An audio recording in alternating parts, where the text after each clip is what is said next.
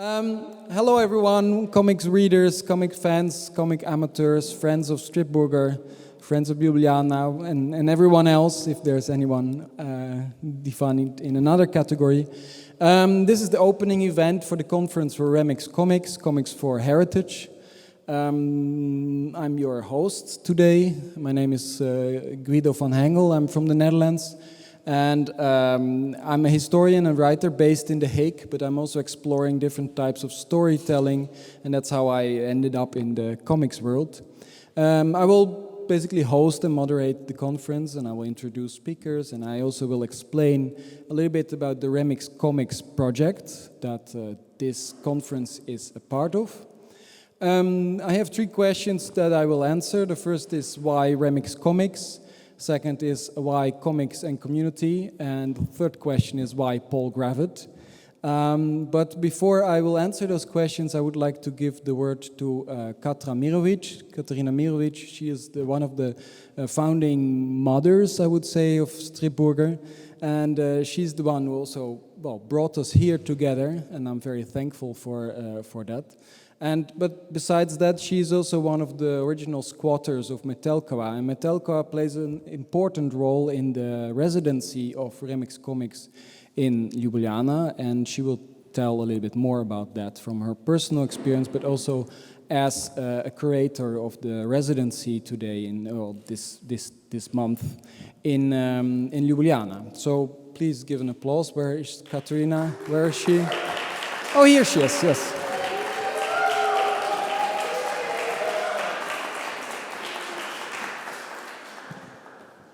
Thank you. So now you finally know who I am. And this is a project that has been organized by 6 associations from Serbia, Holland, Slovenia, and more Serbia and Czech Republic. So lots of Serbians, and there are even some present here, and you will meet them in next days also. And of course, I would like to thank also to our local co-producers, which is SAZU, that gave us the place, and people from Metelkova's association Kud Mreža from Metelkova, with which we also produced a video about Metelkova, documentary. And so, what is it about Remix Comics point? The point is that we wanted to do this conference since years ago when we started with Stripburger, and that's now already over 30 years ago. We were whispering about comics in toilets, basically. And this is the first international comics conference in Slovenia where we can loudly speak and exchange also ideas and knowledge about comics with other professionals, artists, and also readers of comics. There are still not so many, and still comics are not equally treated as other art fields, but we are getting better and we are getting where we want to be. And one of the points of the project Remix Comics is to find connections and the relations between comics and community. Basically, focus is about marginal groups and heritage. So our focus, we chosen our focus in Ljubljana to be Autonomous Culture Center Metelkova, for simple reason that Autonomous Culture Center Metelkova city, it's joining several different kinds of people and associations doing alternative kinds of art or contemporary art, and also activists that are covering different fields of social activism, let's say. So it's a place where also different kinds of people people that don't go to normal jobs, that don't have no normal relationships, can go to, and can maybe find the new world, and can maybe make a new world, make a new social relations, new world with different social relations. And so we invited artists to work on Metelkova, on residences. Here we see Boris Tanic from Pančevo, Jos and Niven from Netherlands. They will do tomorrow performance. Mazen Kerbay from Lebanon and currently Berlin.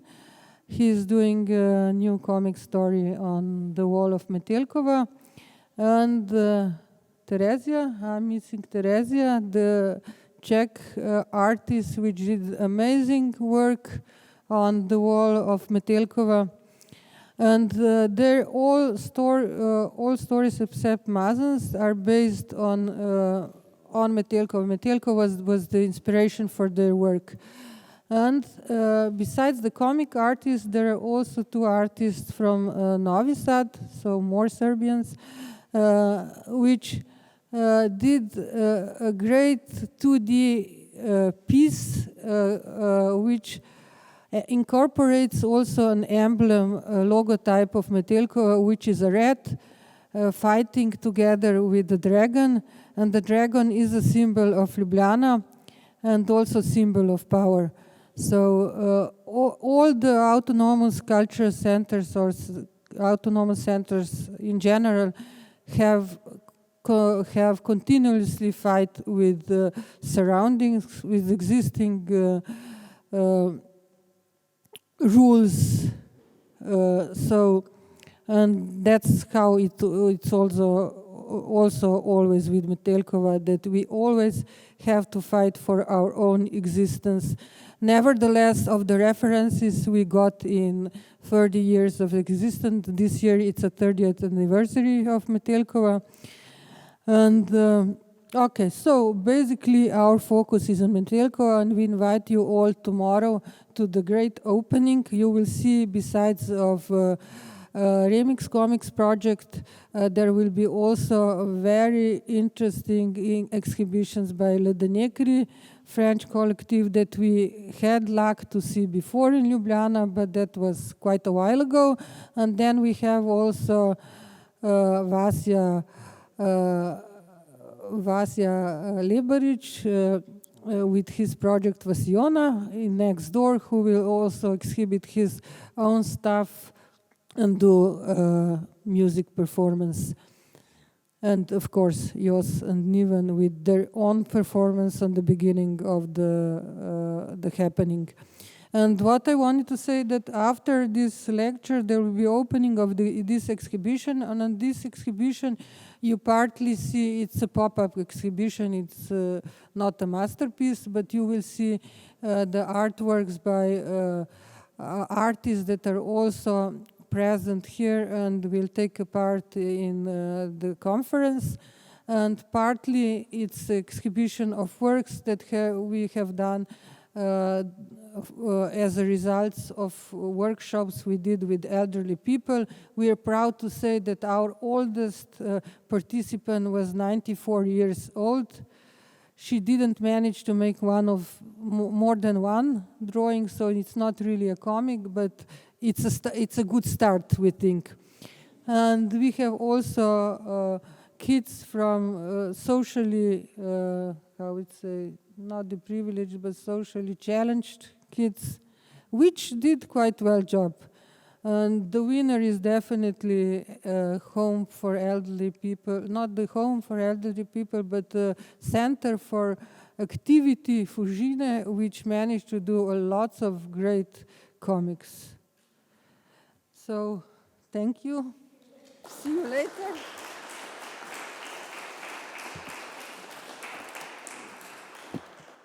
Go up again. Thank you, Katrina.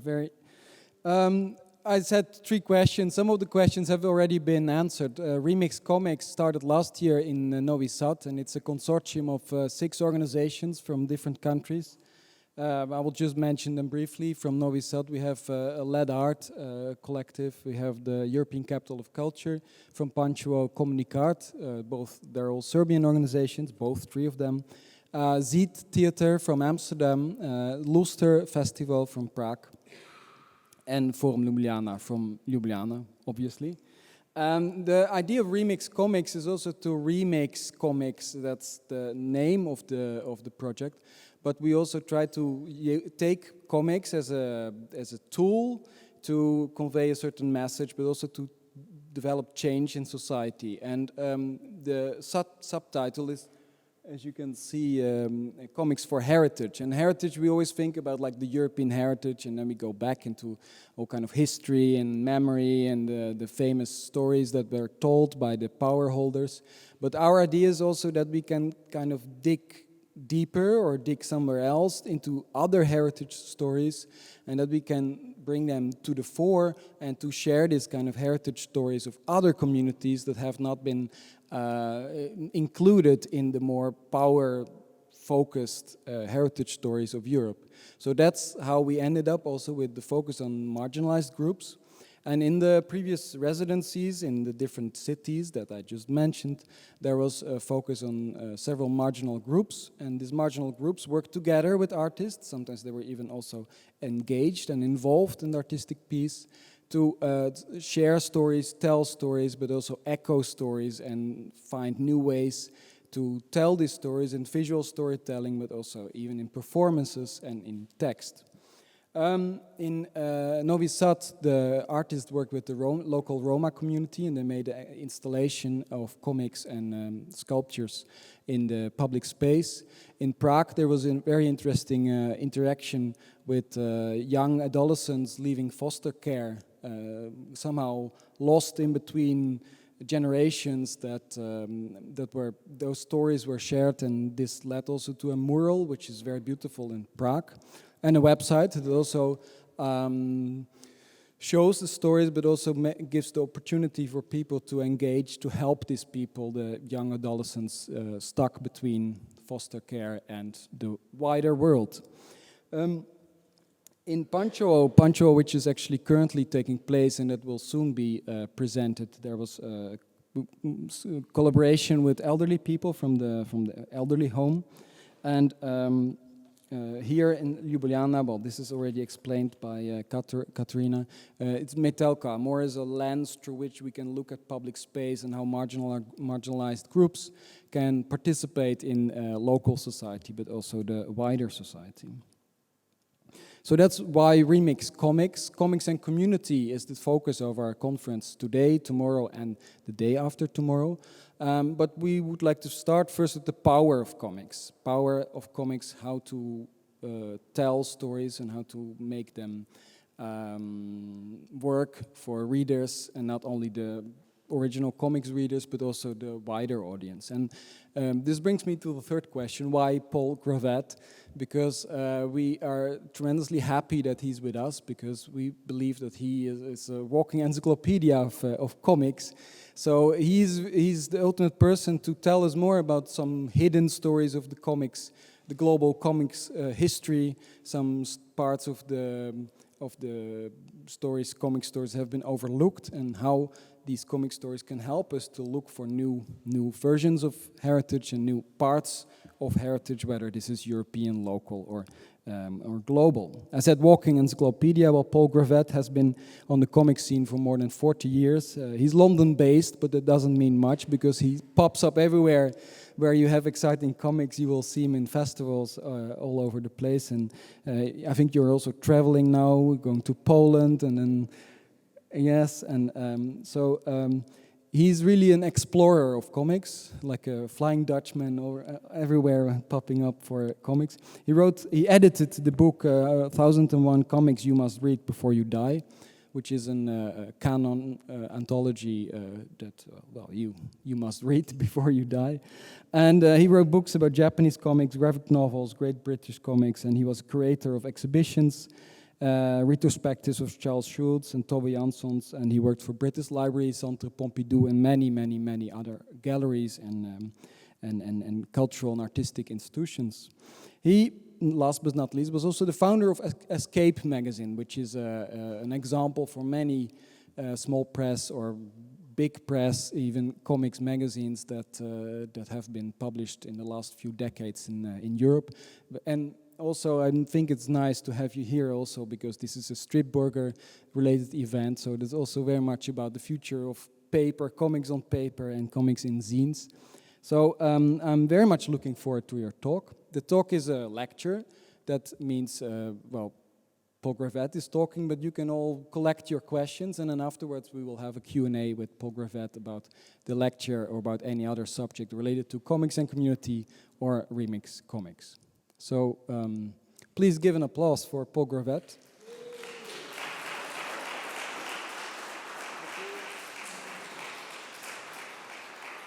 Great, and we're off. Good. Right. Hello. Right. Nice to be here. And yeah, Flying Dutchman, Flying Englishman. I don't know quite what, but the comics medium is the message. That's my title, which is based partly on Marshall McLuhan's phrase, "The medium is the message." I think the point is that this title is that comics are great at getting across messages, but those messages may not always be the ones you think, and there may not always be the most positive messages. There's a fine line between comics that convey important, useful, life-enhancing information, and, as we know, comics being used also for propaganda purposes. And we need to be alert to the fact that those two versions of comics can appear. I want to show you, though, something that's pre-print, but still definitely tactile and not digital. I'm not opposed to digital, but there's no doubt about it that we're in an era now where attention spans are very short, but thanks to social media and smartphones. This is a kavad, and kavad come from Rajasthan. This is a patra painted scroll. These are two forms of traditional Indian narrative art. In this case, by the way, the scroll, just to explain briefly how this works, in fact, and both of them work, there are no words combined into these scrolls, all the kavads, I'll be showing you again in a moment, because they are performative. The idea is you have a live narrator, storyteller, who brings the story to life. The scroll is unfolded exactly like a web comic, actually, the way we keep scrolling one image at a time. And the kavad format is like a little box, which is mobile. It literally is a mobile shrine. If you can't go to the temple will come to you. And the doors open, and they keep opening, and then in the very middle, that center bit will open up and reveal usually a god and goddess, for example, or the end of the story. Now, this format is, as I say, still alive. It's been around for a long time, over 500 years. There are still performers who on the streets of India, and they are also brought into homes for special occasions. And just briefly about this is that they are brought in because the family invites these storytellers in to then incorporate into the story their own family members and their own genealogy, their ancestors. So the ancestors come into the home through these kavads. And this is both of these ones, the ones I've shown you, have been commissioned for an exhibition, the Mangasia exhibition. This is a very modern one where the form is still being used, but now to educate particularly women into how to set up their own business with a micro loan, microfinance. They can buy a cow, they can buy something else that can set them up in business. And so this is not just telling traditional stories, it actually is an active and contemporary educational form for telling stories. In contrast, I'm taking you back to World War II to look at some of the early superhero comics. You're familiar with characters like Captain America, which are, of course, overtly political. The first issue of Captain America had the superhero literally knocking out Hitler on the front cover. What you may not be aware of is that the American government used comic books directly during the Second World War and actually directed particular stories and contents. This is an example of a story where, as you can see from the title, it's called "This Is Our Enemy." And here it shows the four horsemen of the apocalypse carrying a Nazi banner. And this was put together on the recommendations and guidance of a thing called the Writers' War Board, the WWB, headed by Rex Stout, the famous novelist. And this group was a quasi-governmental organization. There were quite a few of these things around in the Second World War and since during the Cold War, where America used comics as a vehicle. And what they felt is, as you see here, is that comics, with their broad popularity, comprehensibility, emphasis on raw emotion, and distinct lack of subtlety, I would question that, but comics can be subtle. They thought this was the perfect medium to get out to people. And also, it has to be said, there was no censorship of comics, unlike the movie industry. So here we have a story which completely demonizes the German race. I mean, there is no such thing as a good German. This was done because at this stage of the war, in 1944 into 45, there was no chance of any kind of redeeming quality for anybody from the enemy sides, whether they were German or Japanese. They were irredeemably evil and violent. This whole material has been explored by Paul Hirsch, who is a remarkable researcher. I recommend this book you can see on the left because he has gone through boxes and boxes of archives where this material is hidden. There is no place you can just go to and find out about this stuff. It's buried. It's hidden for a reason, of course, because it's not really been exposed very much. He went through so much material to dig out these projects and find out about them. And these were not minor projects with a 1,000 or a few thousand. They would have 250,000, 500,000 copies produced. They'd be published in multiple languages. They were all part of the propaganda use of comics by the American government, which continued well into the 60s and 70s with the Cold War and with the Vietnam War. There were more positive uses of comics. Here's a very important, groundbreaking one from '57, which told the story of the Rosa Parks, as you may know, the famous protest on the buses of a city in Alabama that didn't allow black people onto the bus. And in this case, at the time, by this point, Martin Luther King was already on the gaining in attention, and this was part of a whole program of educational comics. It's the first real example of a comic book advocating for nonviolent protest and incorporating real, very immediate history to convey that you could make a difference to society. And yeah, as I said, more than 250,000 copies of this were actually printed, and it's been used to really push forward the civil rights movement. In fact, America, more than any other country, has produced more free educational, advertorial, and promotional comics than any country. They've used the comic book format so much, to the point where, in fact, Harry S. Truman had a comic as part of his presidential campaign. They've been used in other places as well, exactly for that kind of purpose, the political purpose of leaders seeking election.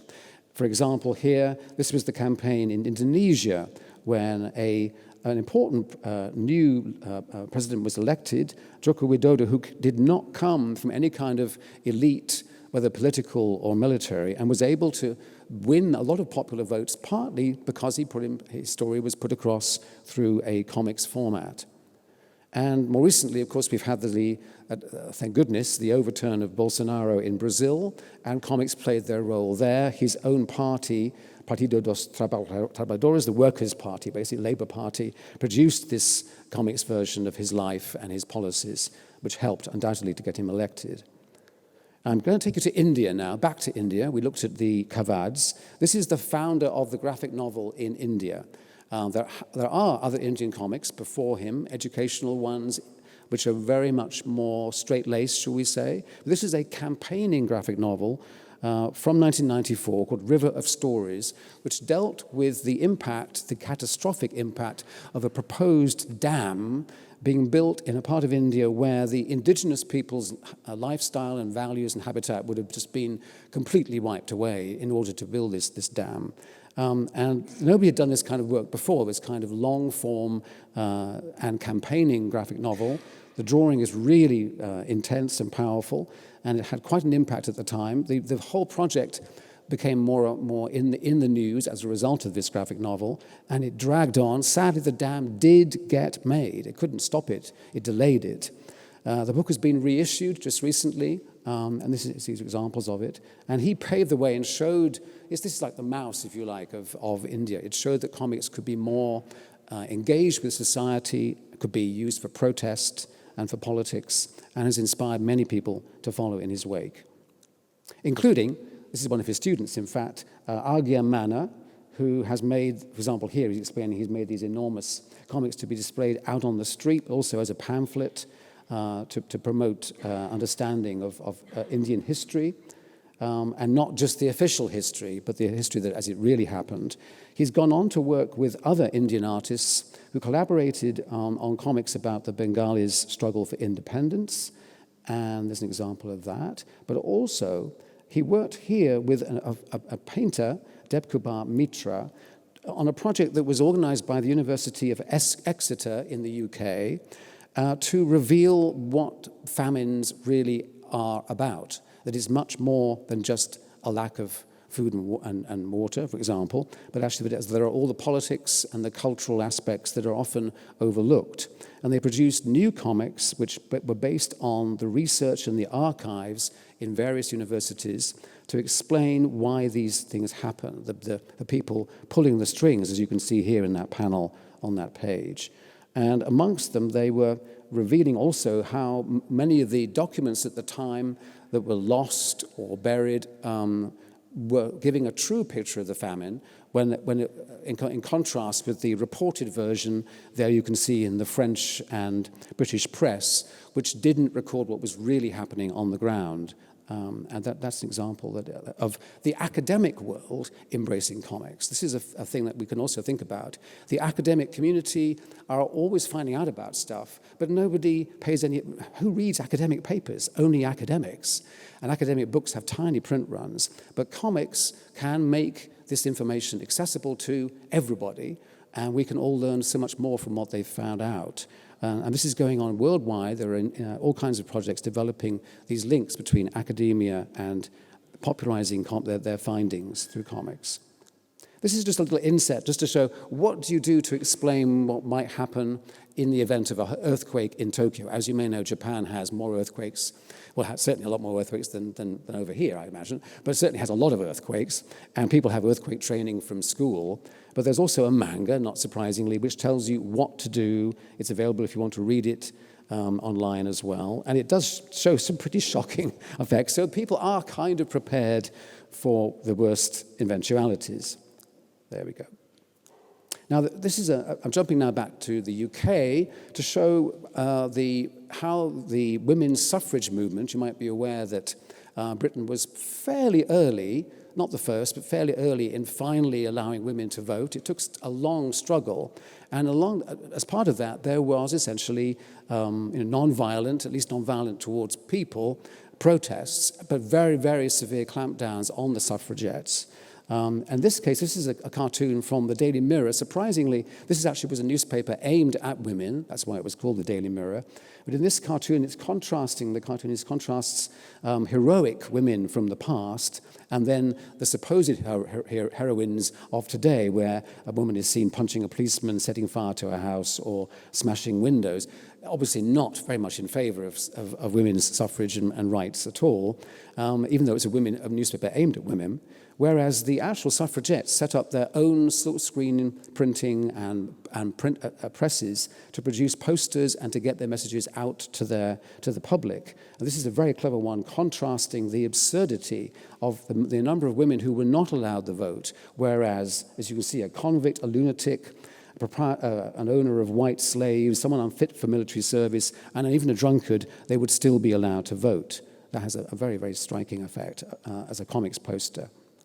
Dealing with racism in Britain, as you may know, during the 70s especially, there were race riots, there was the rise of the National Front, and to combat that, this comic book called Action Pact came up with a pair of teenagers, one black, one white, who become superheroes essentially, but are able to combat the curse of racism. But along the way also impart some very useful information. This was something that I researched when I was doing an exhibition at the British Library. We also found that the National Front countered this information with handy tips for any racist rioters who might get into trouble with the police. This tells you, for example, do you have to go to the police station with the police? No, not if they just want to question you. In other words, very important, useful information for racists. And again, using the comic strip format.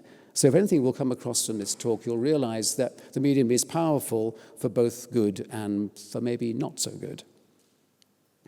When it comes to smoking, Superman was brought in here as part of the campaign in the UK to cut down on smoking. And the villain is called Nick O'Teen, which of course is a play on nicotine. It also suggests slightly that O'Teen would be an Irish name, which has a slightly dubious side of it. But some years later, I came across, there was a backlash somewhat against this anti-smoking campaign. People now, of course, know smoking is bad for you, and there are the labels all over it. So there was a brand of cigarettes in the UK, not going now, called Death cigarettes. Death cigarettes did their own comic book, and you could buy, their packets were black, they had skull and crossbones on, but also they even gave you a coffin-shaped pack, a larger pack of cigarettes. They were glorifying the fact that they were killing you. This is just showing, again, that both sides of the fence, in this case smoking, can adopt comics. So, okay, now we're looking at some other obvious examples, but still interesting ones that we know comics have always played a political role, and Tintin from the beginning in its incarnation in a Catholic weekly newspaper for children was getting across all the messages that were in the adult part of the newspaper. And sending Tintin to the Soviet Union was, of course, not going to be, was for a propaganda purpose. Even showing here how he discovers that the chimneys with lots of smoke coming out of the factories is actually all a hoax, and all they're doing is putting straw. There's no real big industry and economy thriving in the Soviet Union. It's all a lie. Superman, of course, was recruited also for the war effort, but this is one that appeared in Life magazine, where Superman does the obvious thing. Rather than just hitting villains or punching out planes, he actually goes and grabs Hitler, and I think it's Mussolini, is it here? I think it is, yes, I think it is, and takes them to the League of Nations to stand trial. Is it Stalin? Oh, forgive me, I wasn't paying attention to who it was. You're right, it's Stalin, of course it is. There we go. Yes, it is, yes. And so here we are, Adolf Hitler and Joseph Stalin, we pronounce you guilty of modern history's greatest crime. And this was not well received by the Germans. We know that that upset Goebbels in particular as being very bad publicity. So that was the big job that Life, Look magazine was in Look magazine in 1940. On the other hand, you've got comics like Terry and the Pirates, which is a very straight-laced, pro-military comic by Milton Caniff. This particular episode was read into the Parliament, the Congress records, congressional records, for its message of why America is in the war. And clearly, again, Caniff was on message, was repeating what the government wanted him to say. But other war comics were more critical. During the Korean War, we have here the work of Harvey Kurtzman in Frontline Combat. This particular story, this is what he said in Iwo Jima in Japan. But the point is that he was definitely an anti-war artist and would even do stories set during the Korean War, criticizing the war at the time as it was raging. It's hard to imagine many examples of that happening now, where people would really be, one would hope they might be happening, to protest war. Kurtzman was Jewish, of course, as were a great many of the creators of these early comic books in America, as was Jack Kirby. He, unlike Kurtzman, as far as I can recall, Kirby did actually was in the D-Day landings in 1944. He was an infantryman. He was on the front lines.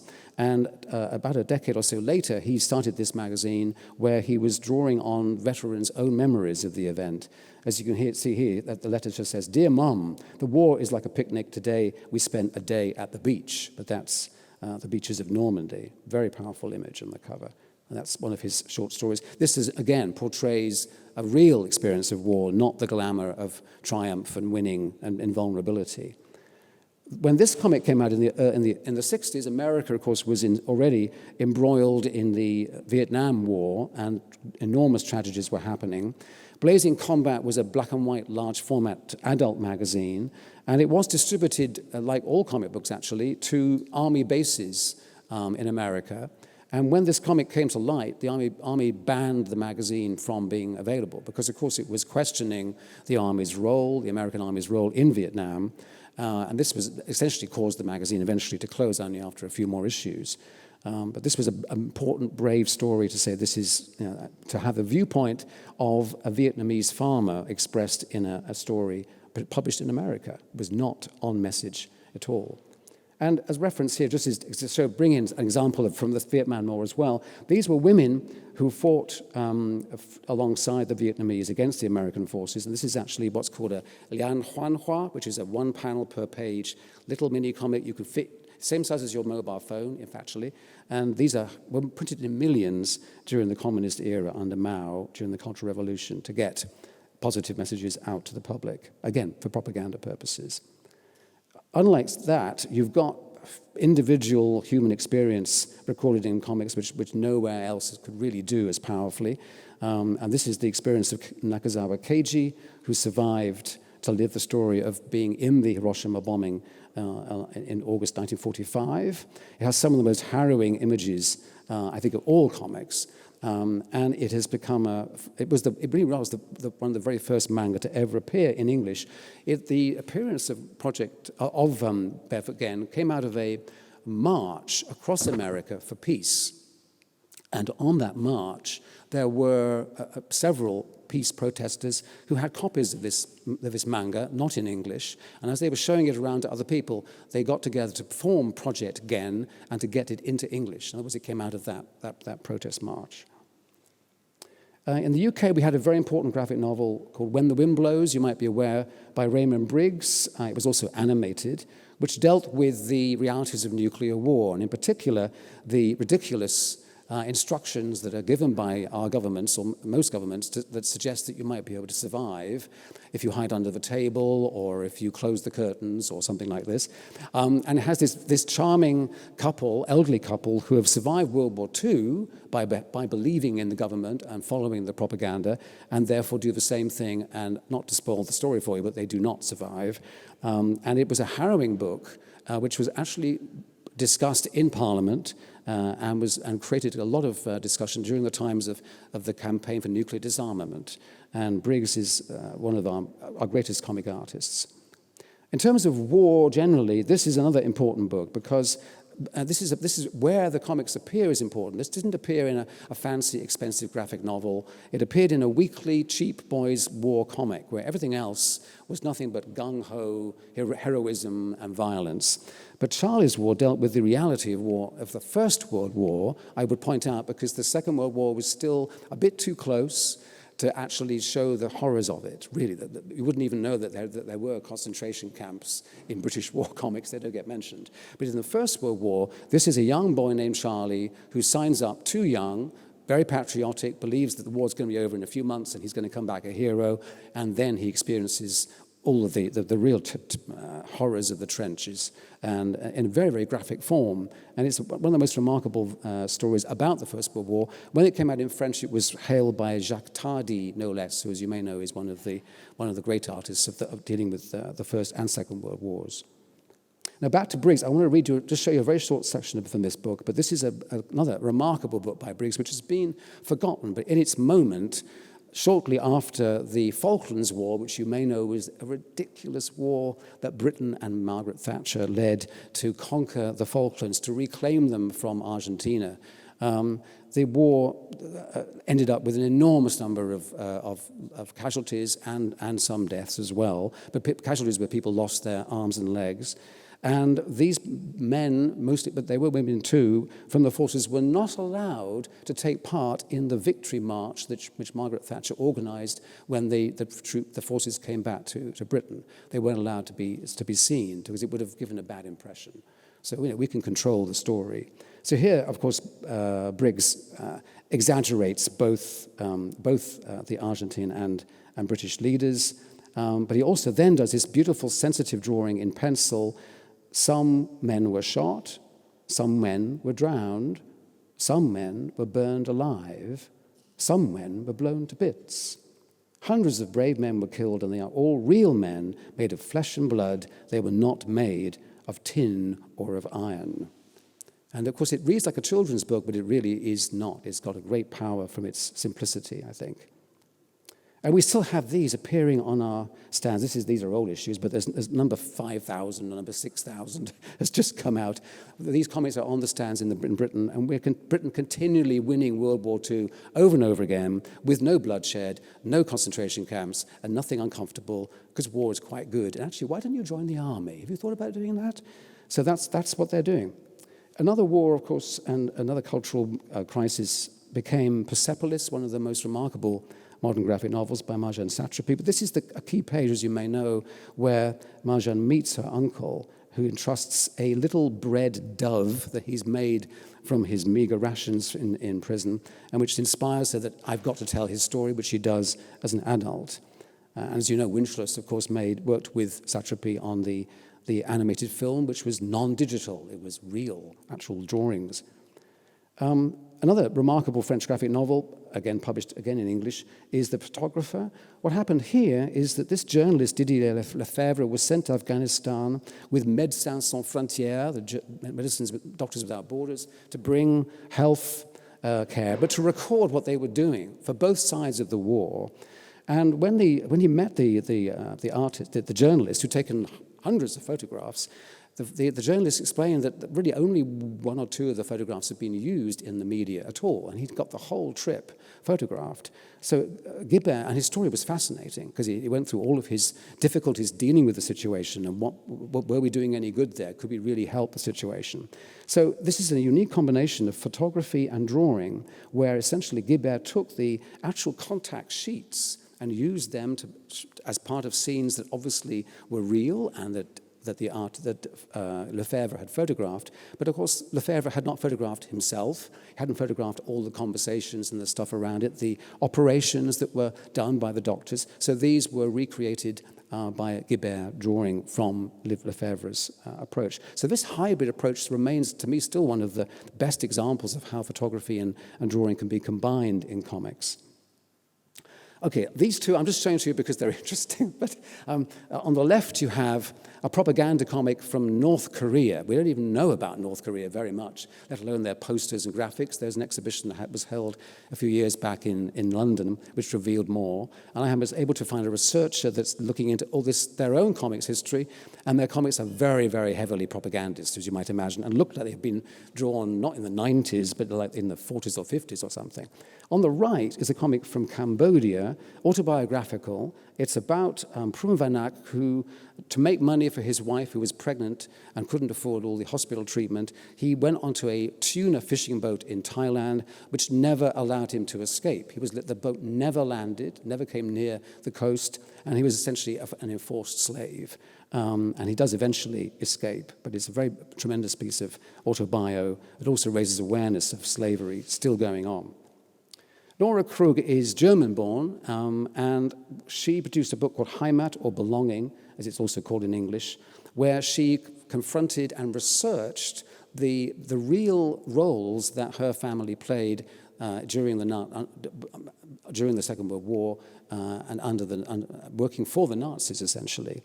And she has actually ignited quite a debate in Germany, because you may not be aware, but she explained to me that in Germany, a lot of this is taught, the history is taught, but not the family history. And many people know the history as a kind of, oh yes, that's the history, but what about your family? Did your family have any involvement? There's a great avoidance of that, as you might imagine, the skeletons literally in the cupboard, in the closet. And her book actually is full of archival content as well, as you can see here on the left. And she was unflinchingly honest about what her family did. And it sparked a lot of debate about how are we teaching this to the Holocaust, and how are we teaching the issues that it still has in our society if we don't talk and face up to the realities of what our own families and our own generations did. And so that's an important step I think, that comic has taken. A similar activity happening in the Czech Republic is this project, is a thing called Postbellum. You might have heard of this, where they are inviting people in I think it is anonymously, I think it is anonymously, to share their oral accounts of their roles during the history of the Czech Republic, and including, of course, under the communists, when they were collaborators, they're guilty of stuff. They want to get it off their chests. They haven't talked to anybody about it. So this audio archive has also been adapted into graphic novels. And here's an example by the brilliant Czech artist Toy Box, one of several in this anthology. Okay, I'm going to have a drink of water briefly, but this is coming back to Britain with Clause 28, which I'm sure you're familiar with. It was another of Thatcher's wonderful achievements to try and wipe out homosexuality by not teaching it in schools and not promoting it. And Alan Moore was so angry about this that he set up his own publishing company and produced this anthology called Artists Against Rampant Gay Homophobia, which brought together many British artists, and some American too, to protest it and have a big impact. And then I want to show you this work by Una. Una is an artist I met. There's an amazing movement that's going on in Britain in the last decade or so now. I think it must be getting on for a decade, called Ladies, L-A-Y-D-E-E-Z, Ladies. Not ladies, ladies. Ladies do comics. This is a community run by women, but not exclusively for women. Everyone's welcome along. And there I've met over the years some amazing artists who have come to comics and realized this is my medium. The comics message is the message, and so is the comics medium is the message. For them, it's the perfect way of combining what they do. Una was doing printmaking, but she had a story burning inside her from the 70s, growing up and being accused of being a slut, accused of being a tart, and of being, really being demeaned by men, all during the time when Britain was going through a phase you may not be aware of the Yorkshire Ripper. Not quite as terrible as Jack the Ripper, who you've all heard of, but still a horrendous serial killer of women, and particularly prostitutes, who had a mission to kill women because he saw them all as being tarts or sluts or whatever. And she draws these images that are so powerful. The one on the right there, when I first saw the image, I said, you've got to put this into your graphic novel. It's so dark and powerful, the way you've drawn, the way you feel dragged down by this weight. And similarly here, she draws the weight of criticism as a heavy speech balloon over her shoulder there, for example. And here, she talks about how the Madness song, you might know, what is it called again? What was the title of this one? I can't remember. Anyway, how at school, basically, they used a song by Madness. What is that song called? Embarrassment. Yes, Embarrassment by Madness, if you don't know the song. Yeah, anyway, the lyrics were used to criticize her. So even when how that song was subverted and used to criticize her. So she's been very honest, and this book has gone into many languages and has had a big impact on how women will be empowered and can empower themselves through comics. This is one of the most interesting comics that's come out of India in the recent years. Bimayana is based on Ramayana and Ambedkar, who is the co-founder of the Constitution in India and was an important leader alongside Gandhi, not so well known as Gandhi, and who was also an untouchable. As you may know, the Dalits are untouchables.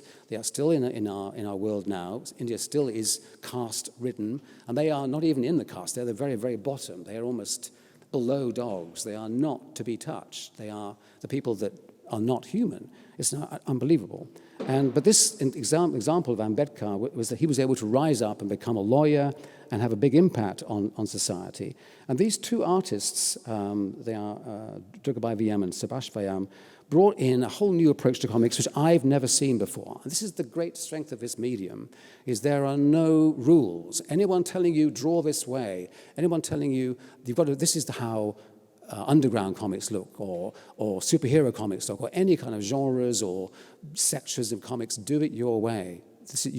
I made up a word actually just recently, not individuality, indivisuality. Be visually individual. Find your path, because nobody else can do what you can do and tell what you tell. So when they were shown, these two artists were shown great comics like Mouse and Persepolis and said, here you are, this is how comics work. But why don't you do them? I said, we don't want to put our characters inside all these boxes. They were used to living outdoors or in villages. But what they said, if we're going to divide the page, we're going to use our own design of borders. So for the borders, They're actually called durga, I think, yes, and they are kind of clay decorative friezes, little kind of edges that are put onto the bottom of their homes, and they change according to the season, and they use them to divide it up. They also came up with a completely new system of using the balloons. So if I use this thing here, maybe I can do it. I can just show you here very easily, maybe. Let me try and do it. Hang on a minute. Is it going to play? Oh, there it is. Yeah. Right, so let me have a look here. What have we got? Well, here, for example, that's an eye. You can see an eyeball. Sorry, I'm looking this wrong. I can't do this. I have to do a contortion here. Right, well, that's an eyeball. I'll shout. Where is it? There it is. There. Did you see it? Just a minute. Where is it? Where's it gone? There we are. Sorry, there it is. That's the thought. You know, it's the thought balloon, but also they show the mind's eye inside the thought balloon, and they have regular balloons are drawn like birds, And then here, this thing here, what do you think that is? Look at this, coming off the end of this speech balloon. It's a scorpion's tail, because it shows that you're saying something horrible and negative about the untouchables. And you go, of course. And you go, yeah, they have scorpions, and they have scorpions. And so that, to me, is somebody saying the medium is still flexible. We can make it, and we can make it our own. Very exciting. Okay, these are the much more conventional American-influenced educational comics from India, still being produced. There are also some great comic strips appearing in newspapers. This is a slightly older one by Manjula Padmanabhan, and another more recent one, which is very funny, about apocalyptic scenarios of moral decline with women showing bra straps, or perish the thought talking to a boy.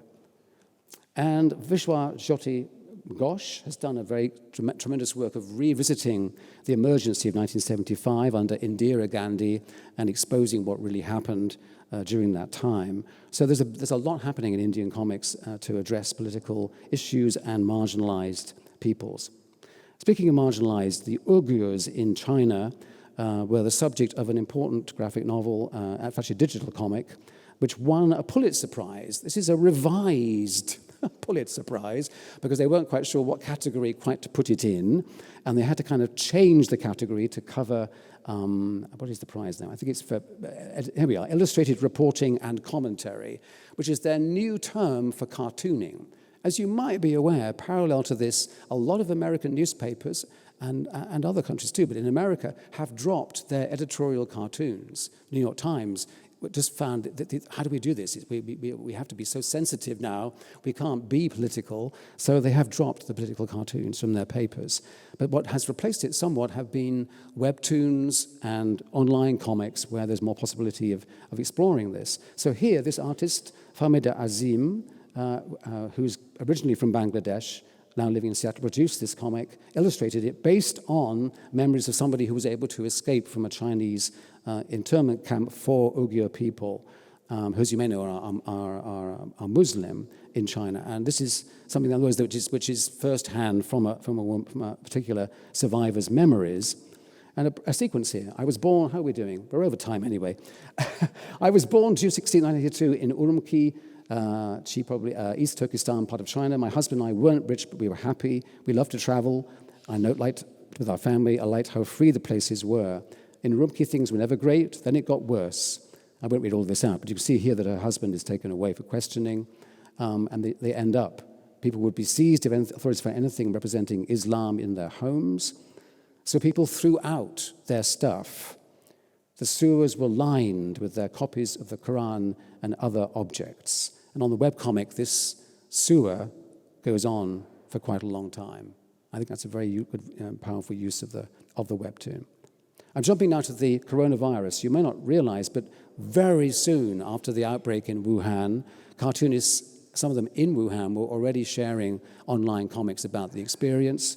One of them I am not showing to you now, also explaining that Wuhan is a nice place and it's got rich culture, and please don't demonize us just because it happened to have started in Wuhan. And there was an anthology produced of these online comics, First Wave, which I recommend very highly. Here's a brief one I'm going to take you through by Tian Ke. It's day 10 of self-isolation. I'm too anxious to contact friends in Wuhan. My friends working in media are wildly busy, but most people are staying at home like me. There are arguments on the internet, but much of it is actually self-explanatory. If you can't get rid of the problem, it's pointless to get rid of the person who alerted you to it. The people of Wuhan are not to blame. Anyone could be in their situation. Citizens have the right to raise questions, even if they might sometimes make mistakes. The government should serve the people. We are citizens, not fans. We don't need to cheer all day. That's just a fact, like rocks are hard, water is wet, objects fall towards the center of the earth. If you still need this explained to you, somebody should feel ashamed. Great stuff, great stuff. Okay, now I'm taking you off somewhere else. But anyway, this is the work of Zehra Dogan, who is Kurdish, but she had a Turkish passport. She was arrested and imprisoned because of posting news and images on Twitter about injustices against her people, the Kurds in Turkey. As you know, Turkey has got a very repressive regime, as have many countries at the moment, or terrible leaders as well. She ended up getting sentenced to 2 years, 9 months, 22 days in a terrible prison in Turkish Kurdistan.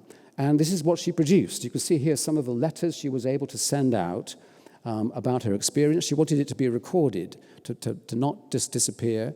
And she bravely did this during the time of her captivity. And as I explained here, she only had one big biro type of pen. She had to use bits of paper wherever she'd been sure she could use. It's mentioned that she even used her own and her companion's menstrual blood as part of the drawing ink, so that gives it an even more shocking effect. I don't know whether that's the case here in these images in red, but I think it might be the images in black here. When she came out of captivity, she was able to expand on this story and produce some extraordinary, fantastic imagery that was then exhibited in Milan in other art galleries. And it was published as a book, and it's available in French and Italian so far, but I think it's a very important story. And I love the way that she's also been able to bring it into the art gallery world as well. There's the displays of that. Okay, I will wrap up, but this is a burning story, 2 burning stories to finish with, as in news stories. You may know about the El Eternauta. I'm going to have a drink of water quickly, just a minute. Right, so this was a sci-fi comic, which basically is like any other sci-fi comic. It's got aliens, it's got monsters. The arrival of the aliens is triggered by deadly snow that will kill you.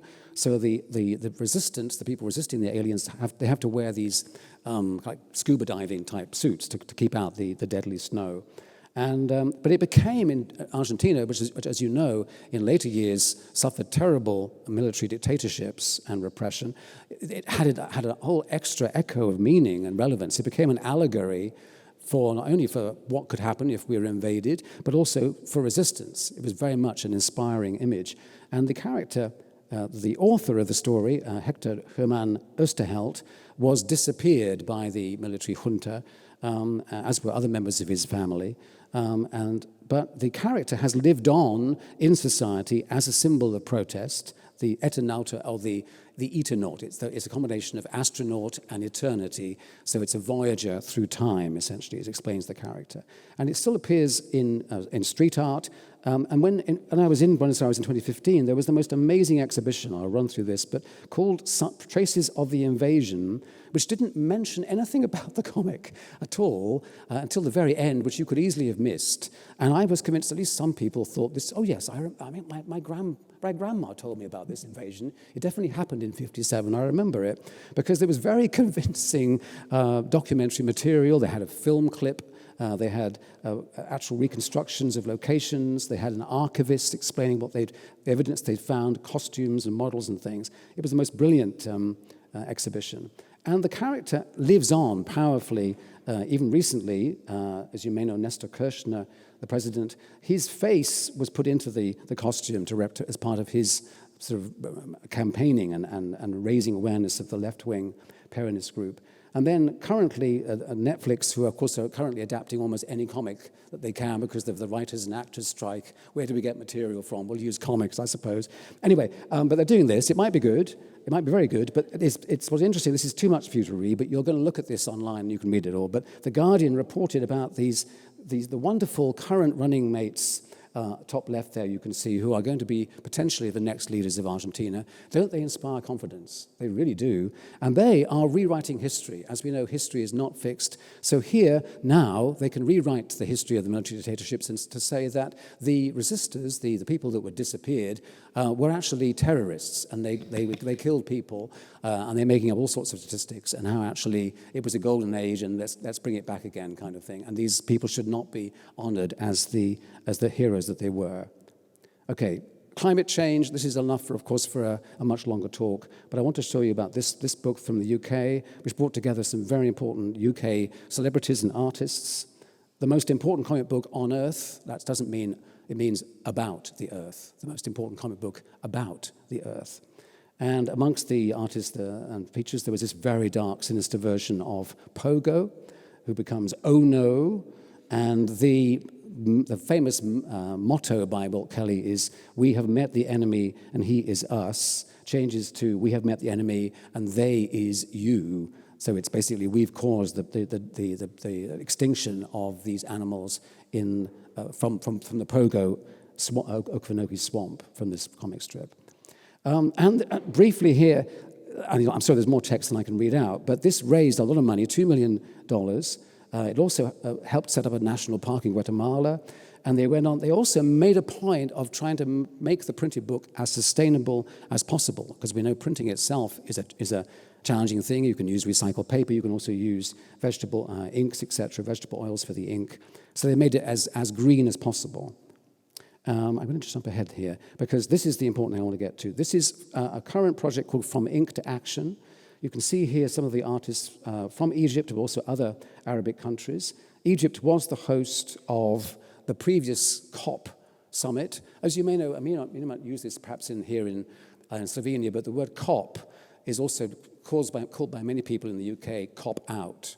You know, the phrase to cop out is to not do anything, basically.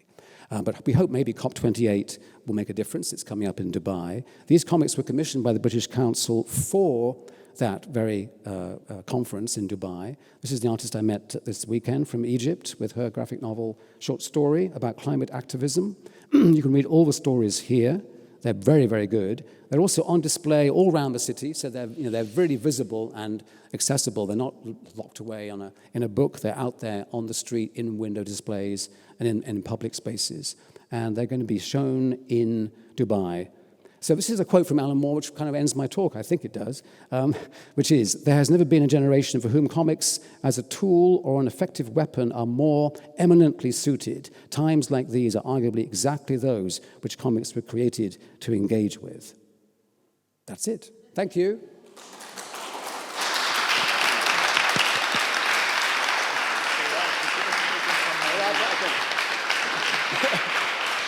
Thank you very much, Paul. No, you can stay. That was perfect. Question one, what was the name of the artist? No, it wasn't. There we go. We have some time for questions, so please raise your hand if you have a particular question. Here's one first question. Yes.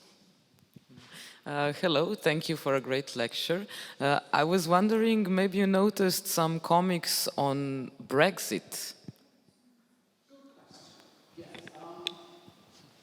Well, not very many that I can think of. We had, of course, a barrage of misinformation from the pro-Brexit lobby during the campaign, but I don't think even they used. I'm not aware of many of them, and I think this is some satirical cartoon things produced I went on some of the protest marches about Brexit, so some of the things there were done. But it was not a medium that was very engaged, unfortunately. And I'm still hoping that we will get to some stage where we will have Britain. Have you heard that word? Maybe it's a new word you haven't heard. It's not been talked about very much, but I think after Brexit comes Britain. Let's hope. And maybe then we'll use some comics. Bravo. Some more questions. questions, please raise your hand. Okay, I have a question myself, actually, because what I really liked about your presentation is that it also shows comics from all over the world, but also in different formats. I saw like elements that are 3D. I saw also like, for example, the Indian comic where they want to get out of the frame. So there's lots of different ways to escape the conventional comics. Yeah. And in your research, is there a particular type of comics, like a non-conventional type of comics? It can even be like street art comics. That you think is which works best in order to get across a message. Yeah, that is one of the big questions, because we're in an era now where most of you have got smartphones, and you're probably wondering, I'm missing something at the moment. And the smartphone is undoubtedly the way we can reach the most people, but how much attention do those people give? Because there's so much swiping going on where an image is barely under your eyes for more than a second. And so I'm much keener on stuff that is able to be out in the community. It can be on an exhibition for free. It can be out on the street. It could be street art, as you might mention. Some I didn't mention, but I met an artist when I was in Sao Paulo called Tito Narua. I'm probably not pronouncing it properly. Brazilian, of course, who does enormous scale comics. And they're not just in one site. He will actually tell a story. He was based in Sao Paulo, I think it was, and in Rio, when Rio hosted the Olympics. And they are stories you can follow around the city. So you go from one wall or one site of the street art to another, and it unfolds into a story. It's then actually put together into a book, but it also is out there on the street, and that's a tremendous system. But my main concern about the smartphone era that we're in is that you may recall, I don't know, but Scott McCloud, the great theorist who wrote Understanding Comics, was talking about the infinite canvas of the web. And you might recall that the internet does, in theory, allow you to go beyond the screen that you're immediately looking at. You could actually imagine it being a porthole into an even bigger world, and then you could read stories and look at images in all kinds of directions and configurations. There's a form of comics called hypercomics, which are, I think, something that's still underdeveloped, where it isn't just A to Z. It isn't just linear, panel 1, panel 2, panel 3, but you have perhaps a core story, and then another story can come off it, another story can come off it, or you can have the same scene told from 4 different characters' perspectives. You can have characters in a house or a flat, whatever, and they are moving through a story visually and also physically. These kind of things have been happening. Because at the moment, what we have with the webtoon is not the infinite canvas. With the web comics that are completely vertical scrolling, we have a kind of strange drip feed where every panel that comes up is a potential surprise because you can't see it ahead. And as soon as it's gone, it's forgotten. And I don't think anybody is going... Does anybody go back and have a look at, I missed something? Whereas, the power of print comics or even web comics in their richest form is that you can explore a bit. You're not just snacking constantly. It's not the endless power of the next. You can stop. And we know that is one of those great strengths of comics, which has been eroded by the webtoon. It brings some advantages of delivery, clearly, but it also has limited us. So I'm still hoping that we're going to see at some point some breakout webtoon, and there are ones coming out of Japan now which are starting to go, okay, we're going to actually start to use horizontal scrolling where people can actually realize they could actually stop for a moment and see all 360 degrees of this room where the character is, and then come back to that same image, and you could sort of get a sense of where you are. But for the moment, that's the dictatorship of how the market has developed with smartphones. This is for reading and scrolling quickly. That's for looking at videos or at whatever movies. But that delivery system is vital. But as you say, getting it out into unusual places and everyday spaces is important to reach people. Yeah. Okay, thank you very much. What next, maybe you think? I think you may be very thirsty for comics after this lecture, but there's also like real drinks and food. there's a huge ham or That's a prosciutto huge ham. from Slovenian specialty. Thank so you very that's much for something the pig. that may be interesting to you as well. Just a brief note, there is the exhibition also of the results, the output of the workshops that have been organized by our colleague from Striburger, David Kranchan. There's not much time now to talk about it, but he's the one that can explain more about the workshops with the elderly people and the younger people. So you can also have an informal talk with him about the exhibition. The other exhibition is partly like a sneak preview of the work that you will learn more about in the days to come during the second and the third day of the Remix Comics conference. First of all, I want to once again thank Paul Gravett for his wonderful lecture. Thank you for inviting me.